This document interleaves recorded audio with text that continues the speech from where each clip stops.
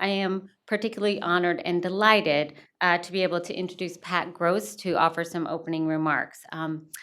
Pat is the chairman of the Level Group, a business and technology advisory and investment firm. Through the Level Group, he is advising half a dozen private technology and internet commerce firms. Previously, he spent 3 decades with American Management Systems, Inc. He founded AMS in 1970 with 4 colleagues from the Office of Secretary of Defense and built it to a $1 billion company with 7,000 professionals throughout North America and Europe. He currently serves on a number of corporate boards, on a number of nonprofit boards. I'm particularly pleased that he's a longstanding trustee of the Aspen Institute. He also is a trustee of the Hitachi Foundation. And Pat has just been a real thought partner to us and supporter of this. He built companies based on an idea of quality jobs. He's really thoughtful about this issue of quality jobs being good business and why it's a good business strategy. He's tremendously helpful on some of the details of getting the contracts done on this and figuring out how do we work with the lawyers, and he has just been just a fabulous partner throughout the process of developing this software tool. So I can't think of anybody better to launch our conversation than Pat Gross. And please join me in welcoming Pat Gross to the stand. Thank you. Welcome, everybody. It's a pleasure to be here. The idea for what you're going to see today started off 3 or 4 years ago at the Hitachi Foundation. Mark Popovich, working with Barbara Dyer, came up with the idea and started on it.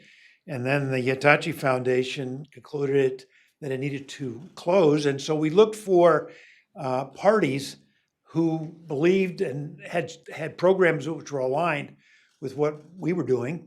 And the Aspen Institute clearly came to mind with respect to the good jobs, good employee initiatives.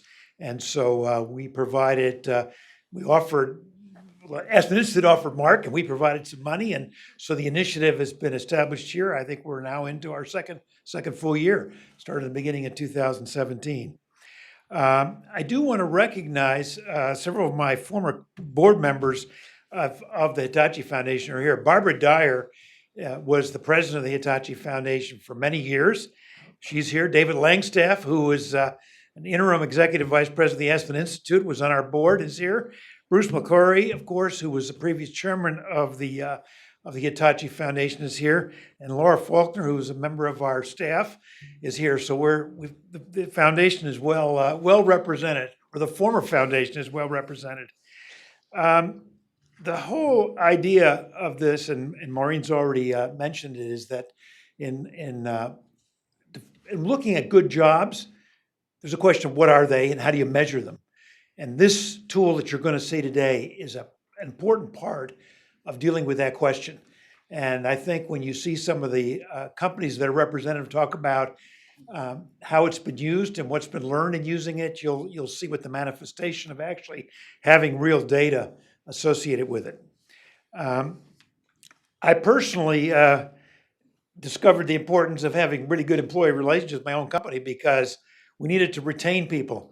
And so we, for just pure business reasons, we went out of our way to create a great working environment for our employees. The first year that Working Women magazine recognized the best companies for women to work for, we were recognized. People called me up and said, what is it that motivated you to want to apply for this? I said, nothing. We just wanted to retain the outstanding people we had. And so we adopted very flexible practices in retaining women, particularly after they gave babies. They could work they come back full time, they come back part time, they could stop traveling for a while.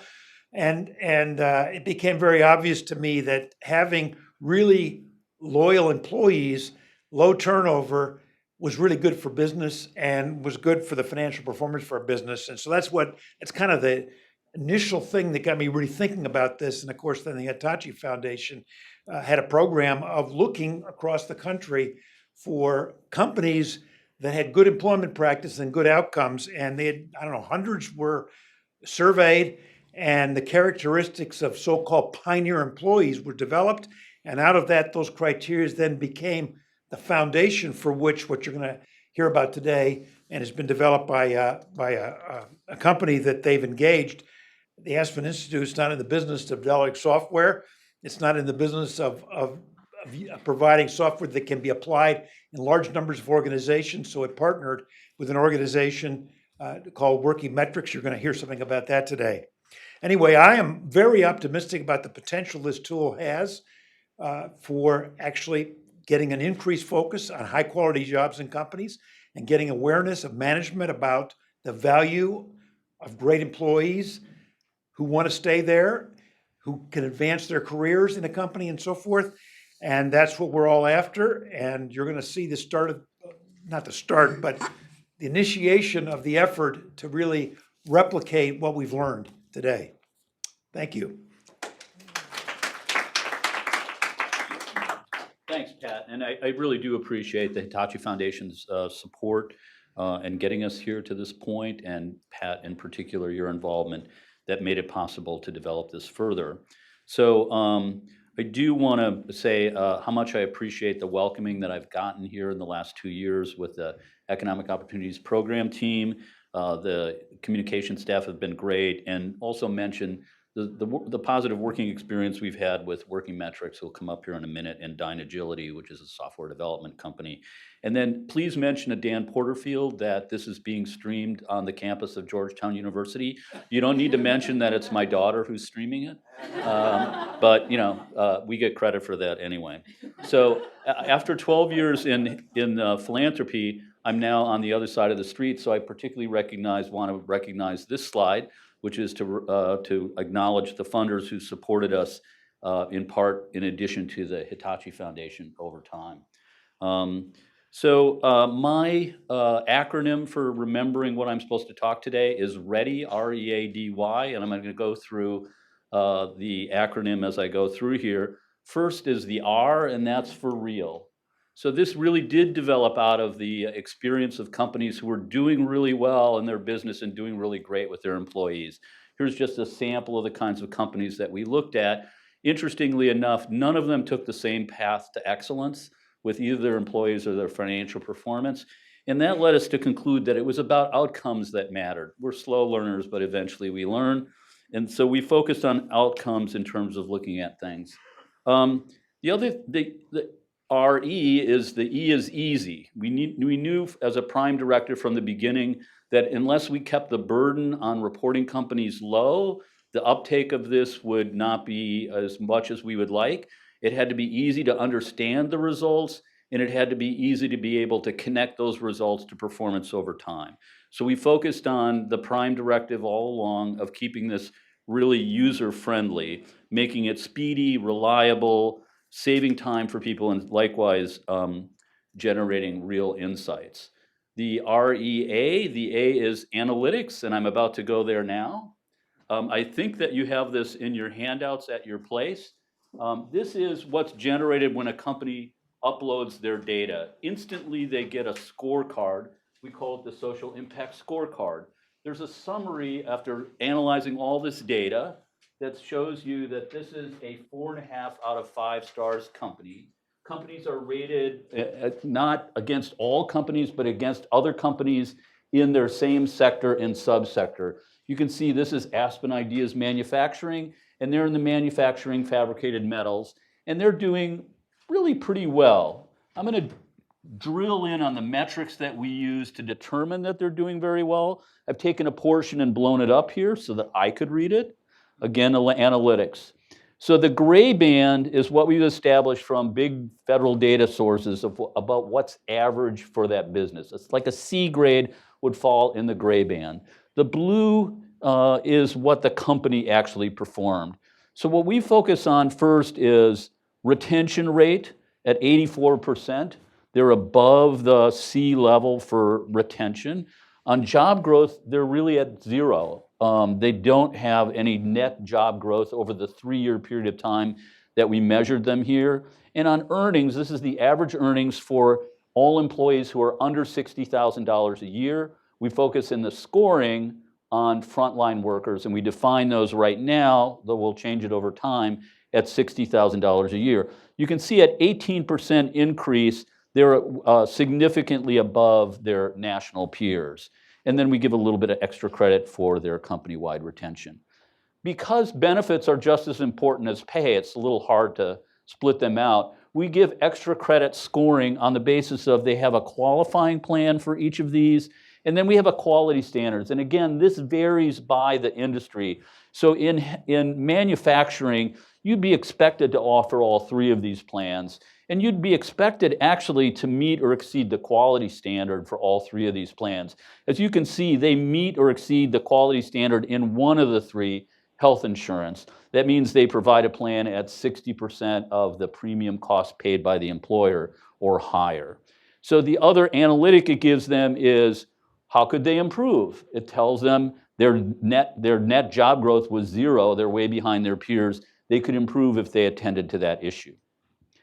So the READ, the D is diversity. The latest thing that we've added to the system is the ability to capture information that's reported about diversity, summarize it and report it. We think diversity and inclusion is a key goal for companies. It's a value in our society, and it should be reflected in the way that we make transparent to people who are using the system what's happening within the company. So here we're looking at Aspen Ideas Manufacturing by gender breakout. There's 123 total employees. If this were live, I could hover over here and it would tell me how many are women and how many are men. That's the key. And then it shows you with graphics the job growth and the retention and the earnings by group. So that's just by gender. Again, with diversity, because ready must be spelled with 2 Ds. I'm looking at the further breakout of men versus women, the detailed data. I always like the detailed data. And you can see that the job growth for females was 2% versus 1%. But the really interesting thing to me is average earnings growth was 14% for women, twice that of the men in this firm. They're increasing the number of women in this firm, and they're increasingly doing well in terms of their average wage. If we look at job growth within the different demographic groups, the African American, Black African American is up 38%, white is at 0% change, and Hispanic Latino is down 11%. So there's been some changes within the diversity makeup of this group. Some good news, some news to be concerned about, and some things to watch. Here's our theory of change, and that is this is not going to be driven into the marketplace by the goodness of people's hearts. I believe in the goodness of people's hearts, but sometimes it's just not enough on its own.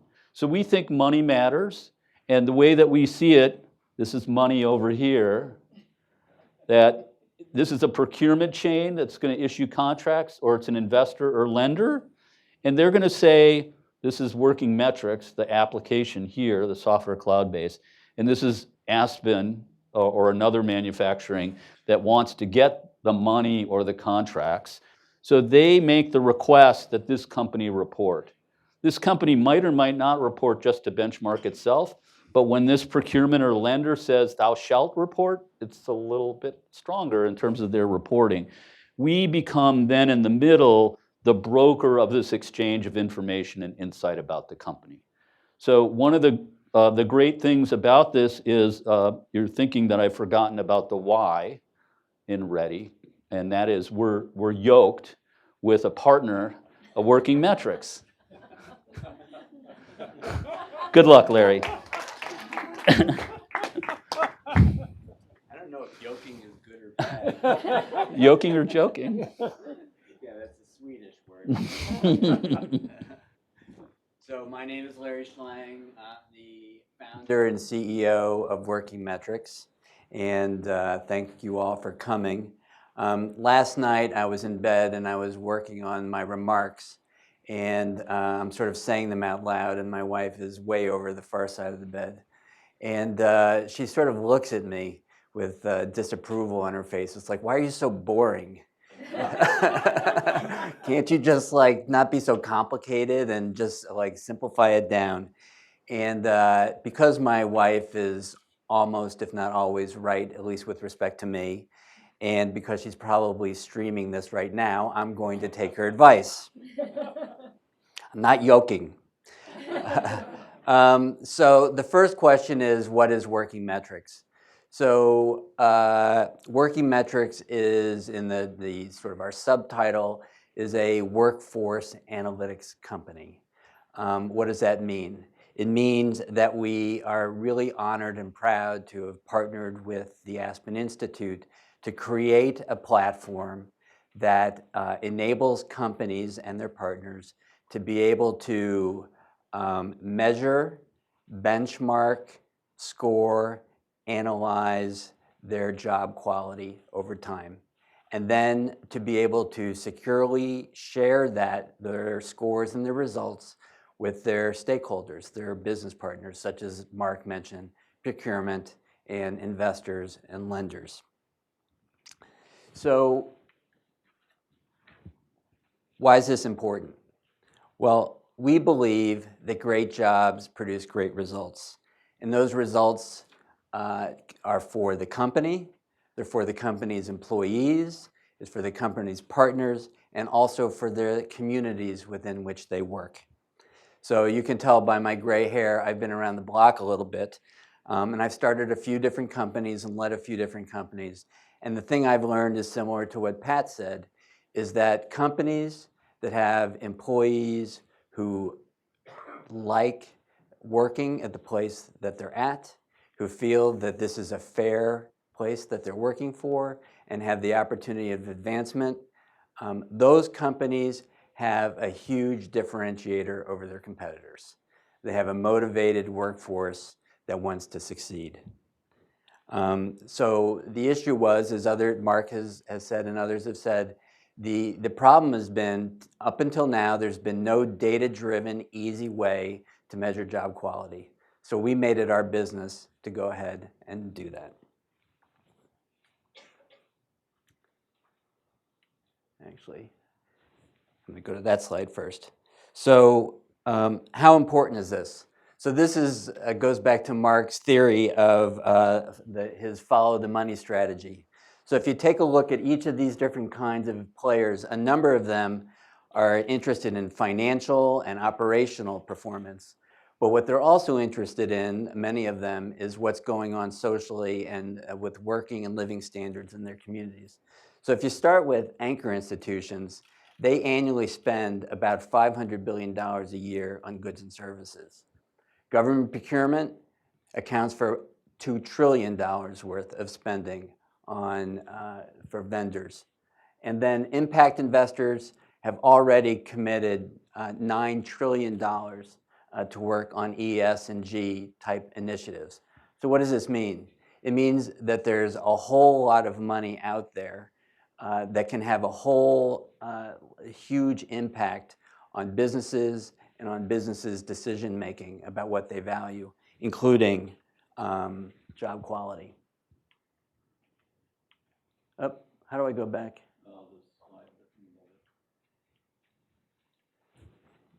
So who is this important to?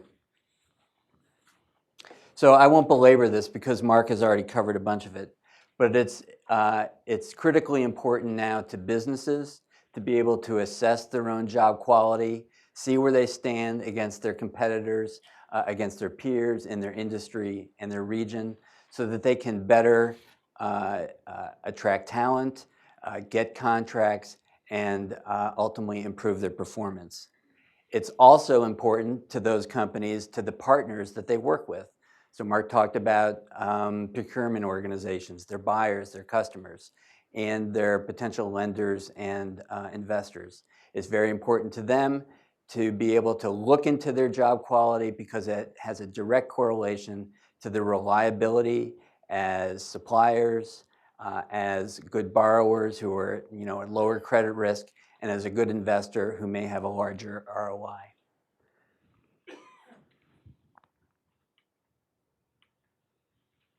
So Mark showed you a little bit about how we measure job quality. I want to talk to you about just a little quick moment for how it actually works. So let's imagine that you're a procurement officer at an engine manufacturer. And you're about to do a RFP for parts. So what you want to do now, in addition to the regular things that you include in your RFP process, is look at the job quality of your potential bidders. So the first thing you do is you invite the bidders in. After they receive the invitation and they register, they supply their job data easily and quickly. It takes only a few minutes. Immediately after they do that, they get their social impact scorecard that gives them their scores and their results. You also, the procurement officer, get this same scorecard so you can take a look at them. And then in addition to that, we provide a full suite of tools for you to be able to compare and analyze all the different companies that are bidding on it and seeing where they stand with respect to their job quality and figure that into your decision-making and selection process. So how do we work with our partners, with our users? Basically, they're all basically to us are partners. We're on a mission to improve job quality for companies, for employees, for their business partners and communities, and we can't be successful unless our users are successful. So how do we do that? We provide a lot of support. There's a lot of training that we do, both on-site and online and through videos and other things like that. We're also extremely interested in helping you interpret your results. And if your results are a little bit lower than your company might hope, we help you identify ways to improve that. And we especially are looking forward to getting feedback from our users, which we already have done. And then we take that feedback to see how we're doing, and then we also include it back into the product. So who's using it in Cincinnati? Well, you're about to see a number of the folks that are going to be here. Companies have been users of the product to date. And in addition to them, there are also a number of similar organizations that we're working with in the same way in Cleveland, in Chicago, in North Carolina, and in Baltimore and other locations. And we hope we get to talk to others of you in the audience and work with you as well. We're just going to bring the panel up. We actually chose today. Come on up. We chose today to focus on one community that was an early adopter of the strategy. And I'm really pleased to have them here today because of the experience that we've gained from working with them. But I want to comment first about Janice Urbanek. Janice got this idea when it was a kernel of an idea and we didn't have a way to really do it yet. And she's been, throughout the period of time, our Sherpa on the mountain slope of connecting with businesses in Cincinnati, Ohio, and with their partners in the nonprofit sector as well. There are many times when she kept us from falling into the deep crevasse of error with our business partners, and we have learned to no longer say in Cincinnati job quality, but people performance. Janice, thank you for your support over the last 2 years, and take it away. Thank you, Mark. And thank you all for being here today. I'd like to have a few comments, but I'd like to introduce our panel first of all. To my immediate left is Arlene Koth, who is the Vice President of Administration and Human Resources at Triversity Construction. Triversity is a very rapidly growing construction company in the greater Cincinnati region who also is minority owned. They're growing so fast, they've increased their workforce 20% year over year for the last few years, and their revenues have seen double-digit growth year over year. So growing very rapidly, and they're very focused on improving the quality of their jobs and making true transformation in the community. To her left is Ken Macon, who is the Director of Strategic Sourcing for TriHealth.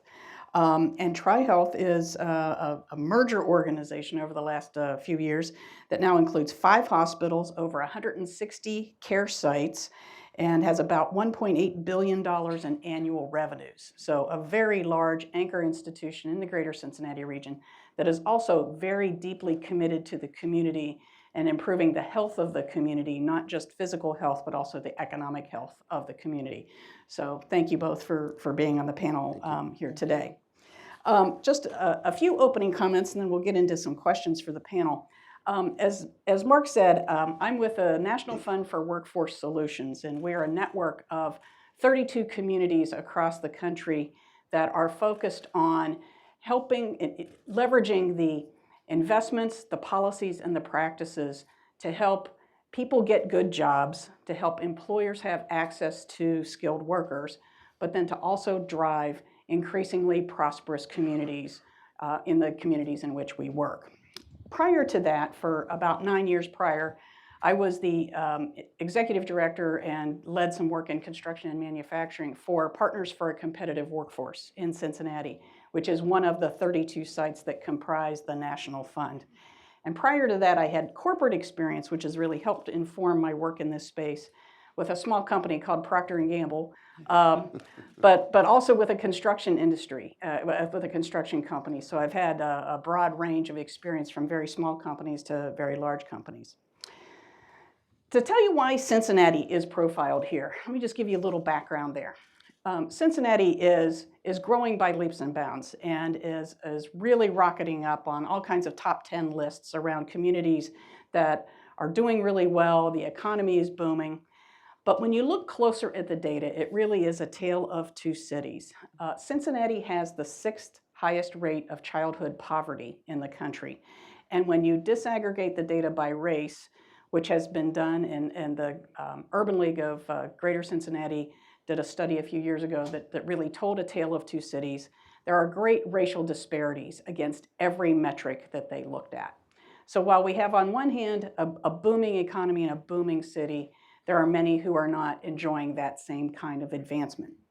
So because of that, about 3 or 4 years ago, there was a child poverty collaborative that was created that was geared towards understanding what are the root causes of poverty and how can we fix this. It was very embarrassing, frankly, for the community to understand that they had such a high child poverty rate.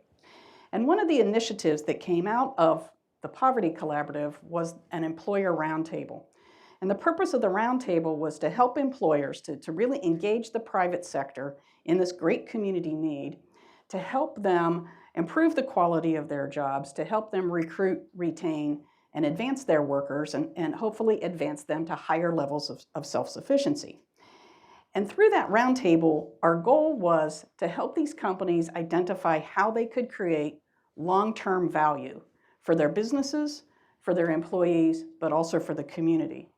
But within the roundtable, we also wanted to recognize exemplary employers because we knew we had exemplary employers, but we didn't quite have a way to identify them in an objective way to do that.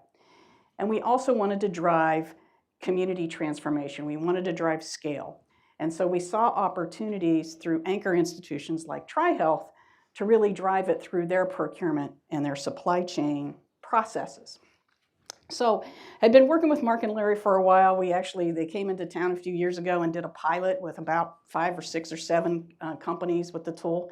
And it was all kind of coming together, the development of the tool, but then also this greater community awareness around how could we really engage the private sector, that we saw that the tool could really help us with all the work that we were trying to do with the private sector. It gave us a way to activate CEOs, to activate them to really engage on improving the quality of their jobs, but to do it as a business strategy, not as an initiative. If you have it deeply embedded as a business strategy, it has much more staying power. Initiatives come and go, as we all know. So, how did we get TriHealth and Triversity engaged? 2 very different organizations and 2 very, very different approaches. We all know that if you're going to have deep-seated change, it needs to start at the top. It needs to start with the CEOs. In the case of TriHealth, we saw, as I said, an opportunity to leverage this deeply embedded organization in the community, this deeply embedded anchor institution, and to work with them on their procurement processes and to use that as a way to drive improved job quality through their supply chain. As Mark said, the tool really does change the conversation. When your potential customer is asking you to do something differently, that is a huge way, an immediate way to get the attention of a CEO. If your if your purchaser, if your potential client is asking you to do something different. And the way that we were able to make this all work was through a shared board member. There was a person who was on the board of TriHealth, who was also on the board of Partners for a Competitive Workforce, and who was also on the board of the Child Poverty Collaborative, and her name is Sister Sally Duffy. And I don't know about you, but when a nun asks you to do something, you hop right on it. So it was through the connections that Sister Sally made that allowed TriHealth to come to the table. In the case of Triversity, again, the CEO was so critical. Mel Gravely, who's the president and CEO of Triversity, was on the advisory council for the employer roundtable.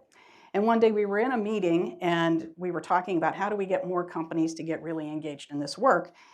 And Mel just had this aha moment, like, what am I doing at my company? Am I really doing everything that I'm asking other companies to do? And I think he literally picked up his cell phone, sent a text to Arlene and said, we need to use this tool.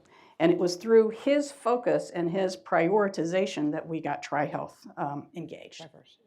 Triversity. I'm sorry, Triversity. Thank you. We're going to do that multiple We times do. today. I'm sorry. Yes, thank Mel you. does have some influence at TriHealth, but he didn't. And Ken and I look so much alike that we get this stuff all the time. So let's shift gears to the panel now. For the first question, I want to stay on the theme of business strategy and how that affects priorities. So, Ken, when you think about TriHealth, what are the values that drive TriHealth and the organization and how it does business? And how does the data that comes out of the tool, how does it help you? How does it help TriHealth live that mission in the community? So TriHealth has a vision in Cincinnati to be the health system that everybody wants to go to. They want that physicians want to practice, that employees want to come to work at, and that most importantly, that patients want to come to for their care. We're very ingrained, as you mentioned, an anchor institution in the greater Cincinnati area, and we wanted, so it fits perfectly within our mission, within our vision to look at, the companies that we work with. Who are we working with? So we have programs and things implemented at TriHealth to work through and to make sure that we're keeping our end of the bargain up in the community. But what are the companies that we're working with doing? So the tool kind of fit that mode for us. And when Sister Sally suggested we have this discussion, so our CEO, Mark Clement, he's asked us to do things, and we kind of do it, and sometimes we don't. But when it came from Sister Sally, it was like, oh, we got to talk to these guys, the Aspen Institute and Working Metrics. We got to talk to them because Sister Sally said so. She certainly has a great deal of influence with us. So it offers the tool that we wanted to utilize. We thought that it was fit very well within our vision and mission to really help the health of the community and help us to track the community. And one of the things that we see is if there was some objective measure, because when you're talking to companies that you do business with, they'll tell you what they think you want to hear, and you'll say, okay, well, you guys do a good job with your employees. You do a good job with diversity. But when it gets down to what are you actually doing and can it be measured and is it an objective measure, that's when the rubber meets the road, and we really wanted to see how this can work. Great, thank you. So Arlene, can you describe your approach at Triversity to creating good jobs and why you think that's important to your work, to your business? So being in the construction company, in the construction industry, I should say, that industry historically tends to be a little light on minorities and women, right? So one of the reasons I joined Triversity was that we were mission driven to turn the industry on its head a bit as it relates to that level of diversity. Our purpose is to build a better way. It's not just a tagline.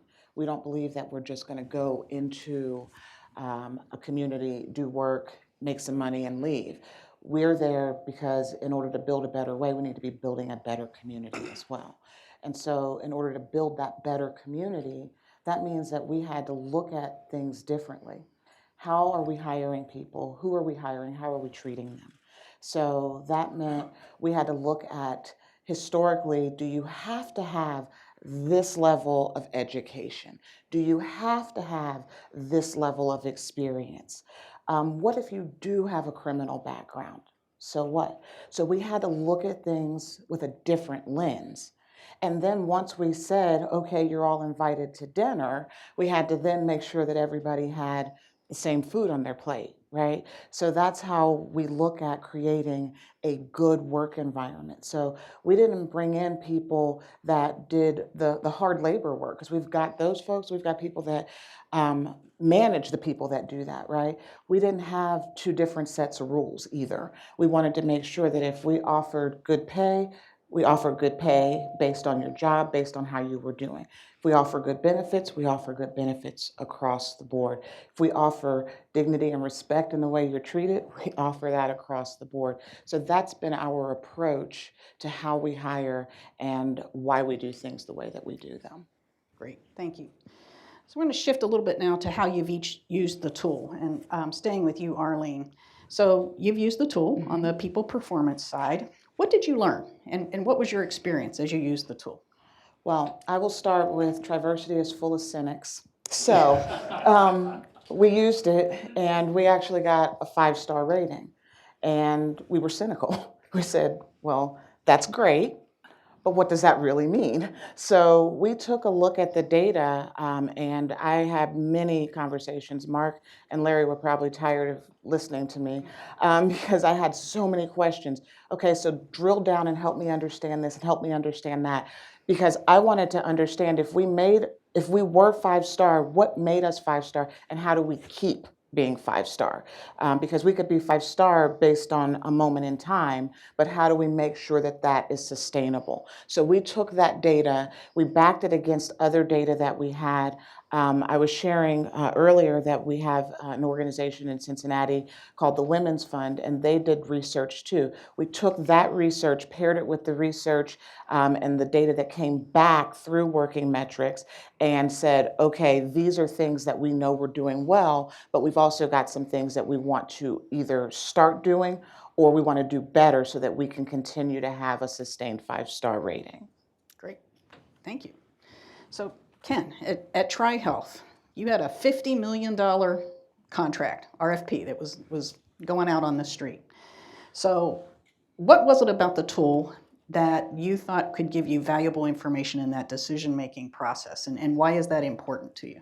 Well, we were in a situation where our broadline distributor, our contract for distribution for medical supplies was ending, coming toward a close, and at the same time we were hearing about the tool with Working Metrics and Aspen Institute. And so we went through, as we were hearing more and more about it, how are we going to make a decision? Do we stay with the incumbent? Do we explore other alternatives? Do we look at other potential players in the space? And then that incumbent announced to us that they were going to leave the greater Cincinnati area and move to another location.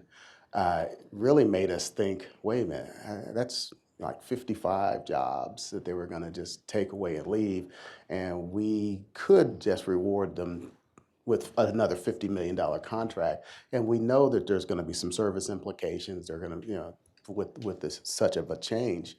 So we made the decision to do a request for proposal to explore other potential players. And then we, in doing so, we wanted to include as an element in our decision process using the tool from Working Metric and getting that social impact score.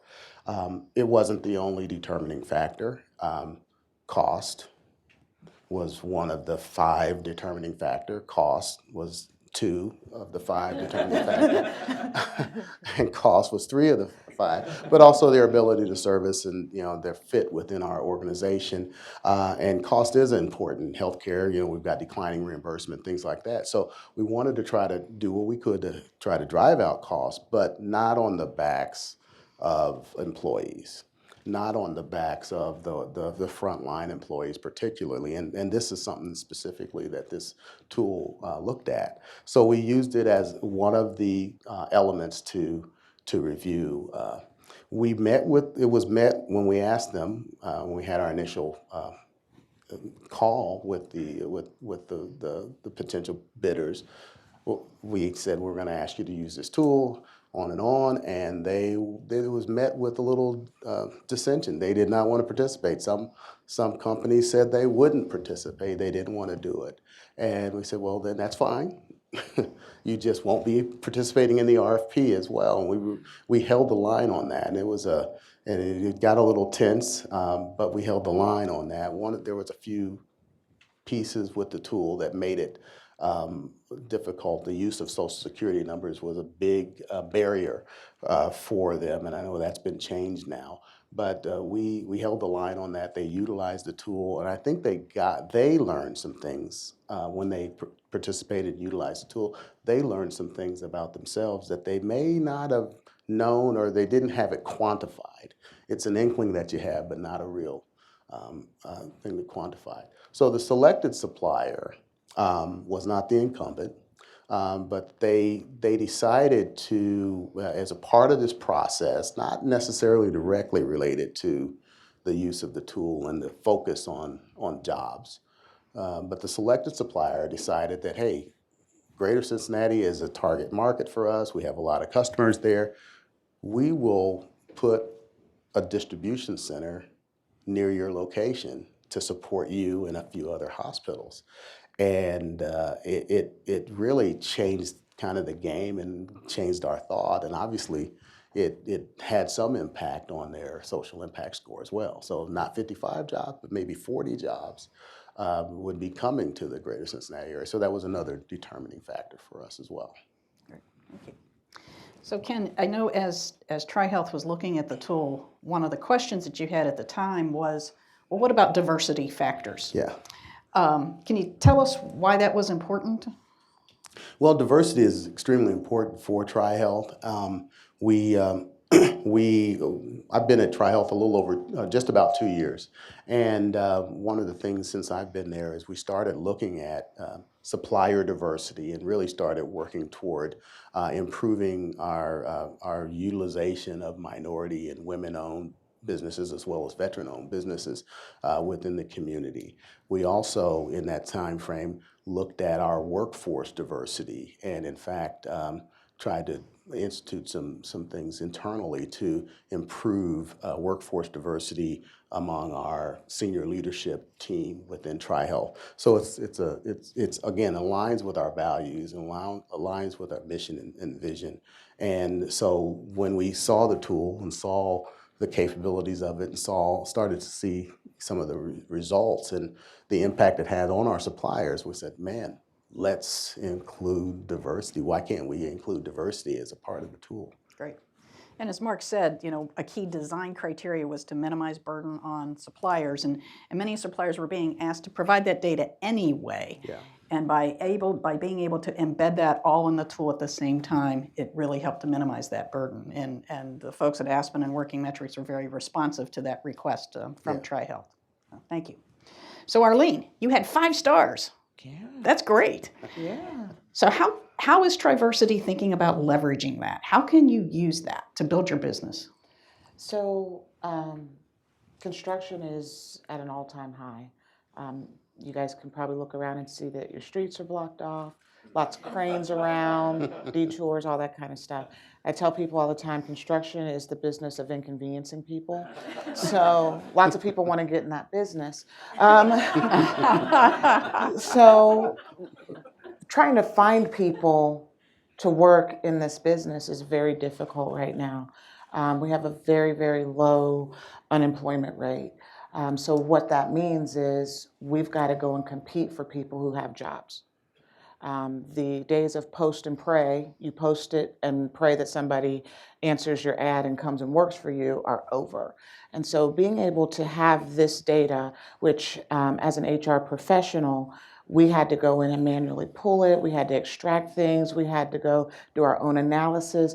Larry and Mark were phenomenal in being able to help us to see how easy this was. Because even though, as Janice mentioned, Mel called me and said, "Hey, we're going to do this," I said, "Oh, really now? And who's going to do this?" But once I talked with Mark and Larry and saw how easy it was to use, how easy it was to get the data out, there was no reason why we wouldn't use it. So now we've got it, we can go and we can talk to potential employees and let them know that the company over here that they're working for isn't as awesome as Triversity, and we can prove it, right? So the recruitment marketing is a real thing now, because we have to go find good people. Being able to use it internally to let people who are here already working for us, who think the grass is greener on the other side. For some of them it might be, but the ones we want to keep, we want to be able to utilize this to show them that we really do care about them. We really are creating good quality jobs, and it helps us to stay on our game to make sure that our policies and procedures stay in alignment so that we stay a 5-star company. Great. So one last question before we open it up to the crowd. So you're both leaders in the community, both leaders in your respective industries. What advice would you have to other businesses or other communities that are listening in today and considering using the tool? Ken, you want to start? So, I mean, I think the tool, as it's getting off the ground, you have to stand fast. You have to hold fast. I mean, from a perspective, from a supply chain perspective, I think, I think it was alluded to earlier today. You have to inspect what you expect. And as we talk about certain things with suppliers, we talk about social responsibility, and everybody wants to do business more with folks that have a social responsibility. But when it comes to, what are the tactics that you use, I think this is a good tool that long-term could be one of those benchmarks that we use universally. But it first starts with, you've got to hold the line. We had some pretty tense discussions with our suppliers as we were looking at this, and some of the suppliers that didn't win in the debrief, they said, "Okay, well, we're still doing some business with you. Do we, can we don't have to do this anymore?" I was like, "No, you're still going to have to do this. Our intention is to include this in our quarterly business reviews with our selected supplier, and we're going to select other suppliers that we're going to try to participate in this tool as well, and it will be included as a key indicator in our performance, our quarterly business reviews going forward." So hold the line to get this behavior to change. It's like going to the doctor. You think that you're doing okay, but it's great to have confirmation. So using this tool is a great way to confirm whether or not you really are doing well. Don't be afraid of it, because even if you find out the results aren't exactly what you thought they would be or what you would like them to be, you at least now have a place of data to start with and then be able to build from there. So there's nothing to fear about it. There's only wonderful things to be gained once you have the data and are willing to actually do something about it. So my suggestion would be to go use it and then use it. All right. Yeah. Great. Thank you very much. Okay, we're going to open it up to questions from the audience, but two things before we get into that. For those who are live streaming, you can also ask questions by posting them on hashtag #TalkGoodJobs. We have someone in here who's going to be monitoring any questions that come in through that, so we'll be able to answer that. And the second one is a request to keep this moving.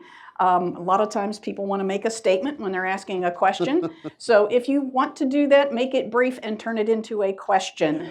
Have a question mark at the end. So I believe we have some folks with mics that are going to be around. So who has the first question out of the audience? Got Hi, one up here. good morning or afternoon. Thank you for the presentation. My question is, can an employer opt in, or is this something that only the customer would receive and then ask the vendor to provide the information? That makes sense. Mark, Larry. Hi, you can opt in. No other employers can opt in. So there's a form on our website, workingmetrics.com. Oh, thanks. I feel a song coming on. There's a form on our website, and you can get in touch with us, and others can do that. And yeah, we would love employers to do it. Question mark. There's a question right here.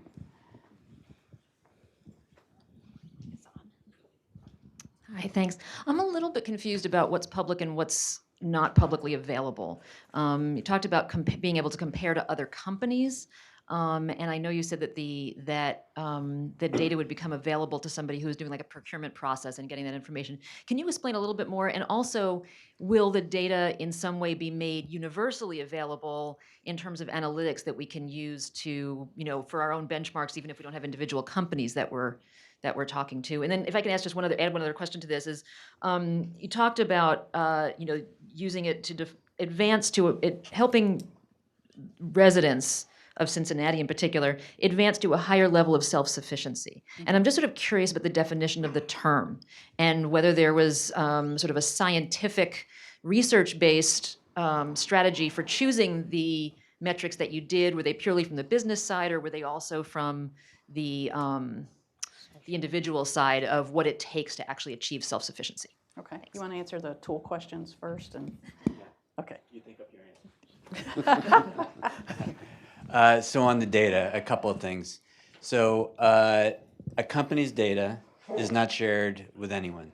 So the employee data is their own, stays their own, is proprietary, it's secure, it's not shared with anyone. The company's results can only be shared by the company authorizing a particular company or other entities to see them. So they have to approve to be able to share their score or to share their analytic reports. And then what was your second one? Or did I answer it? It was whether there was going to be any aggregation of the data that was going to be used. So there is aggregation of the data at the company level. And actually, we're partnered with Aspen on doing the research and other things related to that. And Mark probably has some comments on that. So I guess the other thing is self-sufficiency. So we pick $60,000 a year annual earnings as opposed to looking at wage rates, because it's really how much money you get if you're paid a high wage and you're not working many hours. 60,000 is sort of the averager that we think of right now, but there's certainly like 12 to 15 metro areas where the cost of living is higher. On our development pathway going forward is when you enter the location of the company, it could vary the definition of frontline worker. We would still be interested in folks who are earning at or below a certain threshold, but that threshold could vary something like the cost of living reflection over time.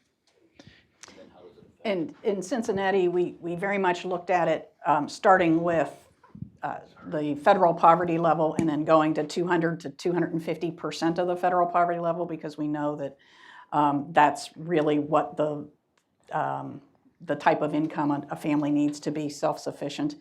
And so the $60,000 marker that Mark was using is a really good benchmark relative to the family of four. So that's how we were using the data in Cincinnati, using MIT Living Wage Calculator, all of those kinds of tools. So we have a quick question from Twitter from Eliza Durana, and I'm going to paraphrase this just to make it quick. It's two parts. The first is, will businesses being self-reporting this data, meaning can they fudge the data and the numbers? And the second is, since so many jobs are now temporary contingent, is worker status taken into account when it comes to the data as well? So, let me fall over somebody else's shoes. I'm doing a good part of me. So the first part of that is around, I'm sorry, repeat the part. Can they fudge the data? So they fudge the numbers. So this is unlike any other system that I've seen, easily auditable, in that you could go to an employer and you could ask them to report out 1/4 of data, and you would quickly see that it's different than the data that they reported. So even if we had a small percentage of folks who were subject to auditing, people knowing that they'd be subject to auditing when these, I mean, we thought from the beginning that if there's if there's consequences attached to the data, that there's some incentive to fudge data, but we built it in such a way that it would be incredibly easy to audit. So another part, worker status. Worker status. So yes, we actually, when the company registers on the site, one of the things that they identify is the percentage of people working that are not regular employees. So they could be 1099 or temporary employees or the rest. We're not yet scoring that because you need a norm by industry and we don't have the data to do that. But we're gathering the data, like what percentage it is, so that over time we can begin to score it or consider it in the score. Sorry. Got about 3 questions over here on the left-hand side. Sure. Go ahead. I like the idea that you're asking your company's asking its vendors to provide this data. But how does that show up? I mean, does the employer, like, does your company get credit for having reached out to their vendors and asked them to do this reporting?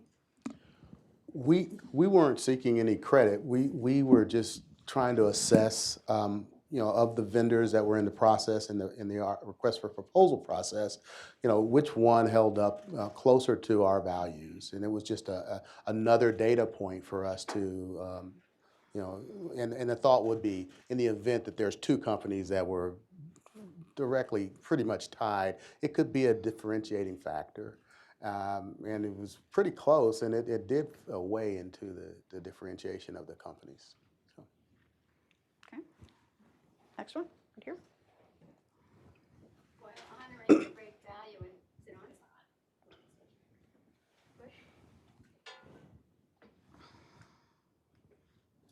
Thank you. While honoring the great value of metrics and quantitative analysis, I'm wondering, especially in regard to performance, whether you have wrestled with the whole issue of trust and its effect on performance. Is that? Either one of you. I'm not sure when you say the issue of trust. Trust within the organization in performance evaluation, in employer-employee relationships, that kind of thing. Right. So for us, I just wanted to make sure I understood. For us, what we are utilizing the data for isn't an overall of whether the organization itself is fantastic. It's one data piece. So you do have to marry all of the other pieces of data. But this is a good benchmark because if we're already not providing those basic things that Mark and Larry talked about, like earnings going up and having good benefits, healthcare and retirement and things like that, we're not even building the right foundation to even go to that next level. So this is foundational in how we build our organization. It's not the end all be all. Does that answer your question? Terrific, thank you. Thank you. The next one, who was the gentleman? Given the sensitivity around age, is there a generational demographic being considered for good jobs in the metric system? You mean in terms of how a good job is defined? In terms of how a good job is defined based on the generational aspect of the workers. So, Mark, you. So we're launching the start. We're not launching the final product in the end. So the first thing that we did is we wanted to make sure when we did diversity that the data was available from employers in a way that it was very reliable. So we, gender, race, and ethnicity, our testing said they have it, it's very reliable. We considered veteran status, and the feedback we got, which we think is very important, the feedback we got was there were many veterans who were not identified in employers' database as veterans. So we had a concern about data reliability, and pretty much I can say with the prime directive of trying to keep it easy to report, as long as it's reliable data around an issue that's important, we'll look at exploring extending it. So extending what is the definition of diversity. So we'd have to begin to look at the issue of how it's defined, what information is available, and how it might be useful, valued to the kinds of customers we had. But yeah, we're open to looking at disability, various kinds of issues beyond what we currently have. I believe there's some more in the back on the left. There we go.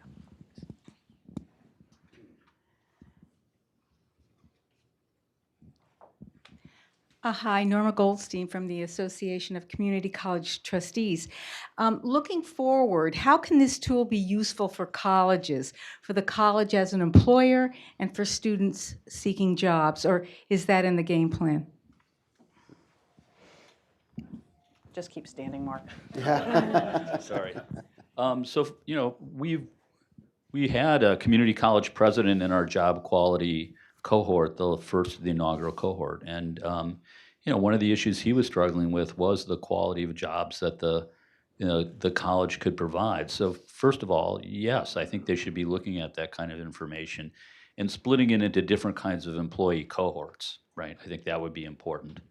So I think beyond that, our vision of this is that why would you as a workforce development organization or a community social services organization or an educational organization refer your graduates to a poor employer if there's a good employer that you can refer to?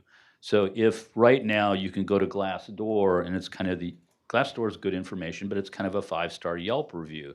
If you had an alternative which was based on data and you would know that that's really a good employer as opposed to the people who liked it and didn't like it reported on it, then referral to those employers would make some sense for the better outcomes for the communities that you serve. Can I just add to that real quick? So, and also just depending on the size of the university, a number of universities we consider to be anchor institutions that are spending on various things for goods and services. So they could also be applying this as a supply chain type of effect. Yes, right here in front. I see from what you're measuring, it's mostly outputs, understandably, and easy to achieve figures, retention, wages, et cetera. My question is, isn't part of whether it's good to work for a company dependent upon the amount of training that I am able to receive, either within the company to retain my job or to advance to a different level, or outside educational benefits? You're not measuring education as one of the benefits either on the outside. Mark, can I take a crack at that? I'm mic'd up. I'm mic'd up. And I think this might also, my reply might also get to the one question in the back. One of the benefits, I think, of this tool, because it does look at purely outputs, it allows many, many different ways to get to that same output. So what it does is it's a starting point. If a company uses the tool and say they get 2 stars, they're not a rock star like Arlene and Triversity, say they get 2 stars, then the question becomes, how do they use that data to understand what are the issues? And the report will tell them to improve your score, look at retention or look at wage growth or whatever. So if we take retention as an example, that then starts a company down the path of saying, so why do we have a retention issue? And who is leaving us? And what do we know about why? And is it training or is it something else? Is it that the scheduling practices are so erratic that it makes it very difficult for a person to keep their job? Is it because people have trouble getting to work due to transportation issues on an ongoing basis? So it really is, that high-level nature is great because it allows then exploration into all the different ways that a company can seek to resolve that issue. And when you look at it from generational differences, the response for why I might leave a job could be very different than why a person who's 25 might choose to leave a job. And so engaging with employees to identify the issues and to co-create and co-design potential interventions is what I think the tool really allows a company to do. So I don't know if Ken or Arlene have any thoughts on that. I was going to piggyback on what you said, Janice, because once you have that data, that's when the exploration really starts. And sometimes companies have gotten in their own way because they're just used to doing things a certain way. This creates that portal for opening up and saying, well, hey, hold on a second. We've got some antiquated policies. We've got some antiquated procedures that are impacting maybe these lower wage earners, because that's who we're really measuring at this point, because we're trying to create that economic parity and we're trying to create that self-sufficiency. And so do we have things in place? And training and development is crucial. It is crucial. But if we're not building that initial foundation and we're not dealing with the things that impact that group of people first and foremost, all the training in the world doesn't matter, especially if they're having trouble getting to work, if they're having trouble getting to work on time, if they're having other things that make it difficult for them to do a good job just based on their basic job duties. So I think that there's a higher level that you can get to, but this is a great starting point. Got a question over here, and then we'll go over here. Another question from Twitter, or a couple questions from Twitter. The first is in a couple parts again. How are the metrics chosen that were used, and where did the qualifying standards, like for benefits and the other benchmarks, how were those created? And then on a similar vein, what does this include in terms of diversity? Does this include disability employment? This is on. So the answer to the last one is not yet. As I said to the earlier answers, we're looking at what can be reported by companies easily, quickly, and reliably, and along with veteran status, we'll look at those kinds of issues, but not yet. It's on the development roadmap. How did we choose the metrics that are being tracked and reported? Carefully. We put a lot of thought into ensuring that these were the kinds of metrics that would tie to actual performance in the business, actual benefit to the employees. And so we picked them, crosswalking that with what data is available. It could be a low cost, low burden to report. So it was basically across those two criteria that we picked those criteria. And where do we get the data? We have very deep federal database sources that basically, for most of it, the data is from 95% of all the businesses that exist within that sector and subsector, and it's available as of every month, about a month ago. So it's fresh data, it's deep data, and it allows us to do very specific benchmarks. And I think that's a really critical part that I want to emphasize about this service, is that it's important to know the results, but you don't know whether those results are really good or bad or not without knowing how you're doing within your industry and subsector. And we thought we were going to have to wait to build a database to know that, but we were able to capture other databases that tell us the answer to that. So to make sure we get as many questions as possible, we're going to kind of pull a couple all at once. So this gentleman had one, so let's get his question, let's get her question, and then a third question here, and we'll answer them after we get all three. Thank you very much. I'd like to ask a hypothetical question.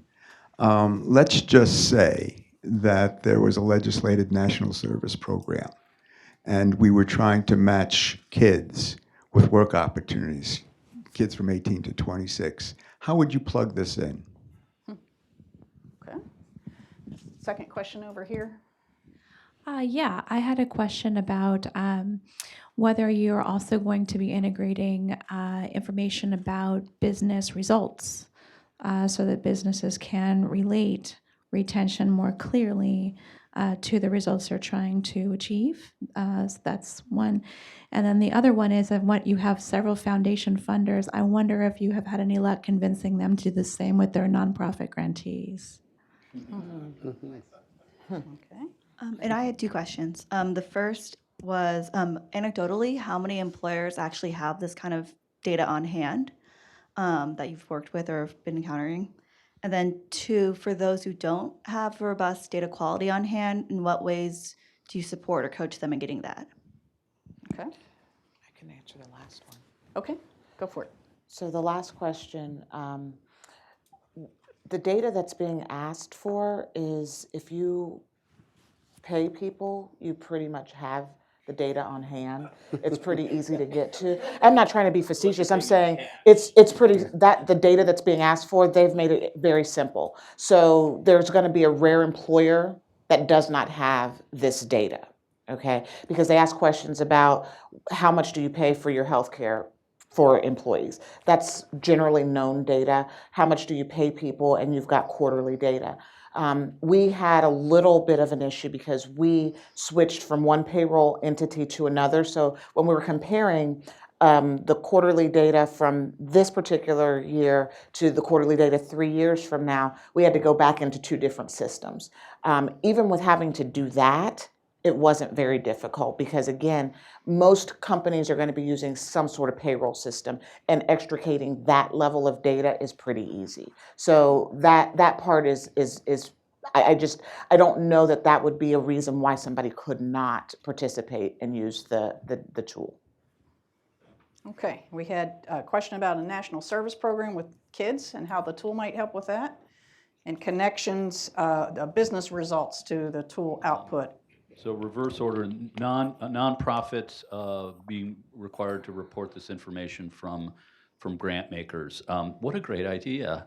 So I actually previewed this tool with a group of fellows from the National Chamber of Commerce. They're from the state and local Chamber of Commerces. And when I was showing them all about this, they started looking at each other and they started saying, we have really bad job quality where we work. So we suggested that they take this back and get their company to report, and we would be able to document that for them and the rest. So yeah, so nonprofits can report on this. We have to think about what the benchmarks are for that so that we have the industry right and all the rest. But certainly, and for companies or for foundations who say that they want to have positive social impact, sure, their investment dollars should have that impact, but so should their grant dollars. And if they're buying the least cost service, sometimes that's on the backs of the people who work in those nonprofit organizations, as we all know so well. Business results. So we've chosen not to ask for financial performance or business metrics as of yet. We hope to work with others who will get that information, like an investor is going to get that information. In some cases, the supply chain will get that information, and we'll create the environments for them to correlate that information and look at it. Our long-term goal is to be able to make that case and document that case. But again, it's one of those issues of what do we ask now when we're trying to get wide-scale adoption, and our focus is really on that prime directive again. So, and then National Volunteer Service, just like all the other examples that I said, educational institutions, high schools, vocational education, for-profit training programs, everybody should, if the more companies that we have reporting on these systems, the more you can determine that those companies are good environments to place people. And then if we could actually work with a program that had identifiers for those individuals who are placed, we could actually break out how did those individuals do among those employers if we had enough reporting companies. Okay, we probably have time for two more questions. So let's get one here. Oh, what, do we have one from Twitter? Yeah, we have a Twitter question. Okay. This one's probably for you too. So the question is from Bashar Addison. Thank you. The question is, if a community wanted to scale the use of this tool with a sector group of employers, what type of organization should take on that role? Do we need an organization like Partners for Competitive Workforce to do so? Okay, that's that question. And then there was one in the back, and then we'll wrap it up. This might be a question for Larry specifically. What kind of data sets or unique data sets can be introduced as auxiliary sets, particularly those employed or verified by the employee? we have a mic for Larry? Right here. Right here. So, I mean, right now we're pulling from a number of different, as Mark alluded to, open source data sets to do the benchmarking. We're built open, so with the understanding they're going to be pulling in other kinds of open source data. In terms of, I think you mentioned the word employee. So right now, employees do not have a direct role in the application, but there could come a time where there could be, this is hypothetically, where they could potentially plug in data, not like Yelp or something like that, where it's unidentified, but where, a lot of companies do surveys, for example, for engagement. And engagement is a metric that you could look at and score for different companies. So, I'm not sure that the employee would directly interact with that, but that's something that we could also, again, integrate into the system and report on. Say that again? Yeah, and deliver the survey for the employees. Does that answer your question? Great. Yay. And to the other question around how a community could do something similar, having a workforce intermediary or a collaborative like Partners for a Competitive Workforce, that helps, but is by far not required. So if you've got somebody in your community who is listening today or is here today who is interested in using the tool, I'm sure if you talk to Mark and Larry, they can absolutely help bring that tool into your community. If you're not aware, again, through the National Fund is in 32 cities across the country. There's collaboratives like PCW that can help tap into this, but again, that's not a requirement. So anybody can use it. I always have a last thought, right? So industry associations, I think, are really a business association and local chamber of commerce. In the northern Kentucky region, the sponsor really is the Chamber of Commerce. And where you have the business community saying, we actually want this, it's like less resistance to other employers. It's endorsed by a certain group. Industry associations, I also think that any kind of organization that's really focused on trying to improve economic, social, and health outcomes within the region, they could have authority to call the groups together and ask them to report on this. Yes. All right, Maureen? Great. Well, thank you all so much. I want to give a huge round of applause to our panel.